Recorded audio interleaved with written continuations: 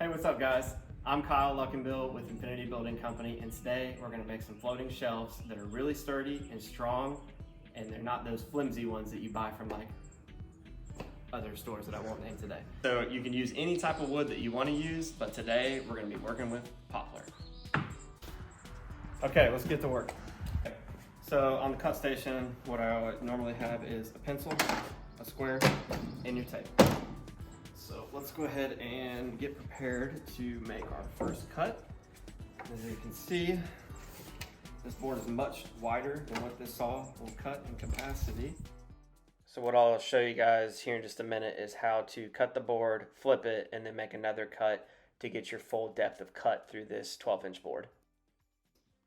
And what we're doing now right here is just measuring off 29 inches because that will be the full width of our board. So I just marked 29, I'm gonna use my square, gonna mark it. Then what I'm gonna do is, since it's larger, just flip over the square, mark it again to get my full edge of cut. Okay, so we're gonna make our first cut. We're gonna flip the board over. We're gonna use our square to line up our first cut with our second cut. Make sure that the saw blade is aligned perfectly with the existing cut. Make our second cut, and it should be clean and flush. Now go ahead and cut the rest of the pieces of your box using your first board as your benchmark cut. Now that you have cut all of your box boards to length, it's time to move on to the table saw.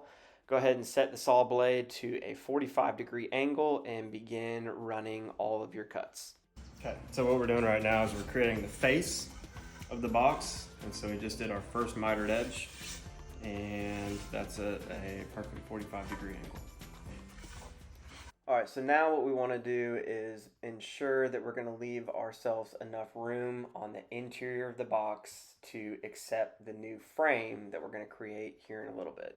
Now we're just going to run the other edge of the 45-degree angle for the fascia of the box. Now we've created the two 45s that will be the face of our shelf. Now we're going to make the sides. We're going to use the baseboard to make the same depth for our side pieces. Ensure that these are perfectly aligned. See how they're flush. Both edges here, both edges here. See how these edges don't go together, right? So what we're gonna do is we're gonna create an edge that will put them together. These are the side pieces. This is one for each end.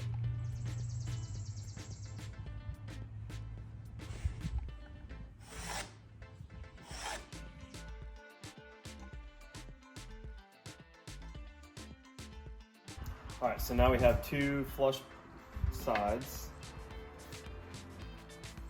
Together they're flush here. So always double check your cuts if you got to run it back to the table saw. So what? And then also take notice of the grain. Since we are staining these, wanted to make sure that we had a waterfall grain that was continuous from the top sheet down to the side and then wrap back down to the bottom. So now that we've done our edges, now we need to do a front cut. Take your time when you're doing these front cuts. You want them to come out square. Okay, so these are the fully finished sides to the shelves, to the boxes. So we have three 45-degree mitered edges. So we got one on the side, bottom, and then front on both of them. And then a good way to test to make sure your cuts got lined up real well, put them together, then box it out, and then you see everything lines up nice and smooth all the way around. All right, so right now we're setting up the saw to do the front miters for the front fascia board to the box shelves. And this is a hard cut because you need a long fence on your table saw in order to achieve this cut. Again, just take your time when you're doing these front edge cuts. It's very easy to rotate the board or twist it. You just want to make sure that it's square, so just take your time, make sure it stays flush against the fence while you're cutting. Line everything up. The only difference is For the front fascia, we want to do both sides.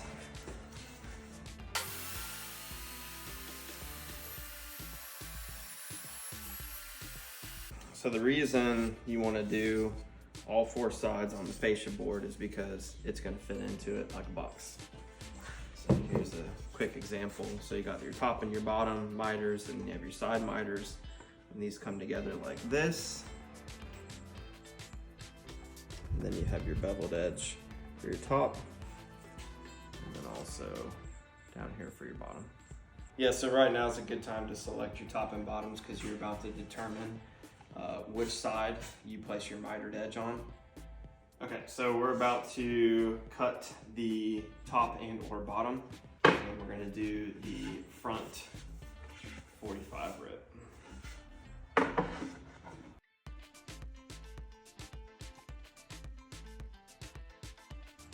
All right, so what we just did was we cut all 3 sides of our mitered edges 45 degrees an angle. We just want to double check for flushness all the way around for top and bottom. Okay, so these are all the pieces that you need to fully construct the box of the finished shelf. So we have a top, a bottom, we have 2 sides, and then a front fascia. So you can see on the front fascia, all inner sides are mitered. On the side boxes, these are all mitered except for this is the end that goes against the wall that will be flush. Same with this end. And then same with the top and bottom. Sides and front are mitered, and then the rear is completely flush, which will go directly against the shelf or the wall. Okay, so now what we're gonna do is we're actually going to assemble the box now that we have all of our pieces, and how I'm gonna do that is I'm gonna use wood glue, my trusty pin nailer, to pin it into position as the glue dries.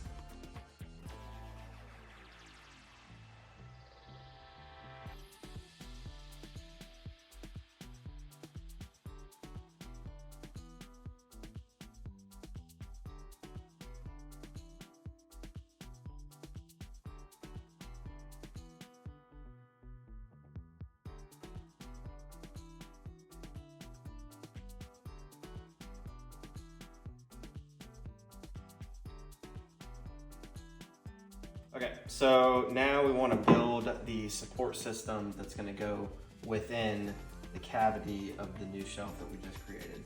So basically we're just going to use 2x4s, and I've taken one 2x4 and I have ripped it directly in half, and we measured the inside dimension is 27.25, and our depth is 10.5.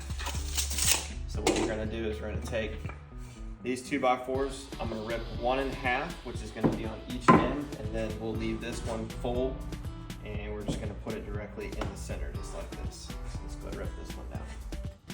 Okay, so we're gonna take the 2 end pieces that we just ripped in half from the 2x4, and I went ahead and just marked each end where these are gonna be set. So there's one here, we're gonna do one here, and then we're just gonna go ahead and leave this 2x4 at its full depth, and then we're gonna set it right here. Went ahead and pre-measured out where my centers are all the way across.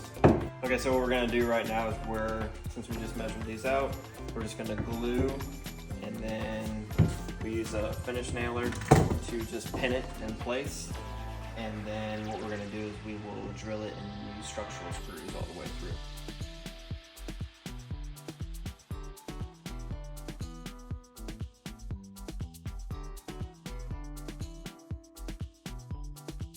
Now that we have our supports all glued and pinned in place, I went ahead and set up the clamps, and what we're going to do is we're going to pre-drill, and then we're going to set with some Simpson Strong Tie timber structural screws. These are 5-inch screws, and what we're going to do is we're just going to pilot drill all the way through.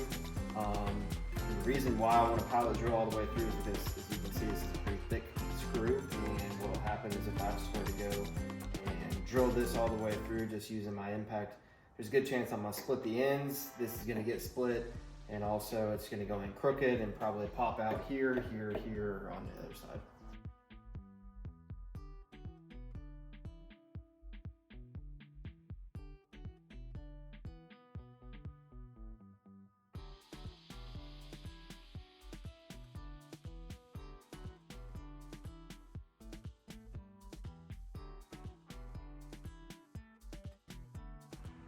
Okay, so now we have successfully constructed both pieces to floating shelf assembly.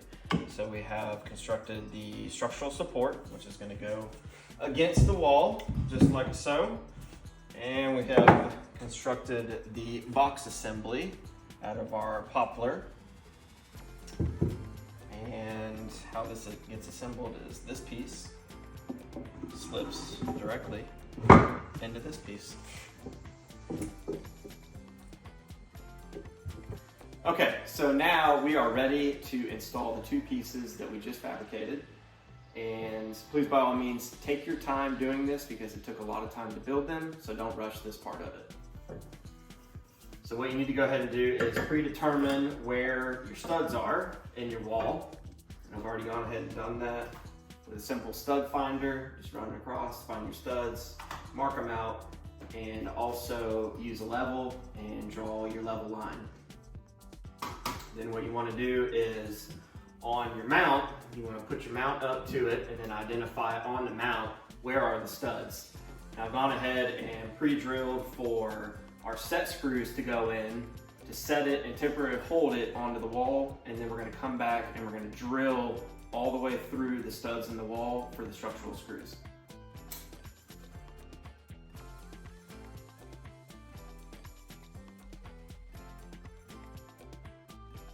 Okay, now that we have the mount set in place and level, now we're going to pre-drill the mount and the wall to use the structural screws to secure it to the wall.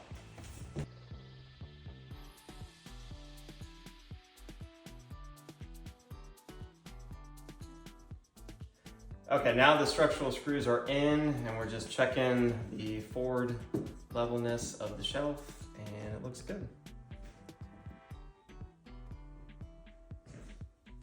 And now we are going to slip the shelf into place and then secure it with the two set screws that are pre-drilled on top. So at this point, all we do is take the rear of the shelf here and slide it right in.